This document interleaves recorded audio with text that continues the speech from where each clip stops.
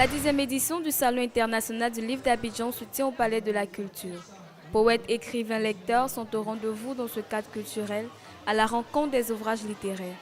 Mieux vaut une tête bien faite qu'une tête bien pleine, avait déjà souligné le penseur Michel Eghem de Montaigne. Ce salon est organisé afin de réitérer et redemander à tous ceux qui avaient tendance à s'éloigner de la culture et de la lecture de revenir au livre, parce que c'est le livre qui est le socle de toute société. C'est à partir du livre que nous pourrons bâtir une nation forte et prospère. L'écrivain congolais Jean-Pierre Mukendi s'est démarqué par son livre qui décrit le calvaire d'une mère de 2 enfants forcée à quitter la cour familiale après la mort de son mari. J'écris en tant que Congolais pour faire connaître mon pays. C'est avant qu'on étudie une œuvre. Je prends l'exemple de l'Espoir est au Sud qui est étudié ici en Côte d'Ivoire, en classe de 4e, et dont les textes sont étudiés en France dans le manuel de 4e en France.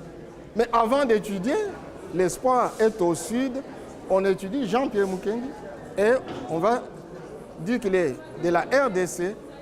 Le professeur de français va expliquer aux enfants où se trouve la RDC, quelle est l'histoire de la RDC. C'est-à-dire, à partir d'un écrivain, on étudie tout un pays. C'est depuis plusieurs années que Michel Tano-Laurence participe au SILA, une manière de rendre plus visibles ses ouvrages par lesquels souhaite-t-elle attirer des lecteurs étrangers. Mais je suis au SILA depuis le début, donc c'est la 10e fois que je participe au SILA. Je suis l'une des plus grandes fans du SILA, non seulement pour faire la promotion de mes ouvrages, mais aussi pour échanger avec les autres auteurs et avec le public pour lequel nous écrivons.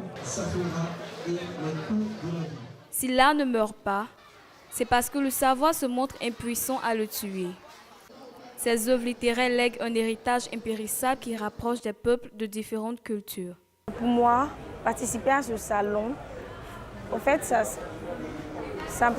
sens que ça va m'apporter beaucoup. Parce que de nature, j'aime pas tellement la lecture, mais je sens que je vais beaucoup aimer. Jean-Pierre a déjà publié 22 livres.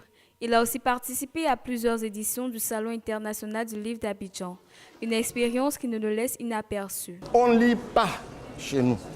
Or, un peuple qui ne lit pas ne peut pas découvrir. Et quand on ne découvre pas, on ne peut pas avancer. C'est pourquoi l'Afrique est en retard. C'est pourquoi mon pays est en retard.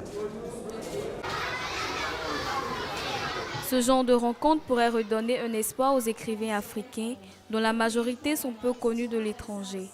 Une opportunité pour ce riche pays d'Afrique, la RDC, de rebondir vers des horizons capables de redonner sa vraie identité dans la poésie et dans l'écriture.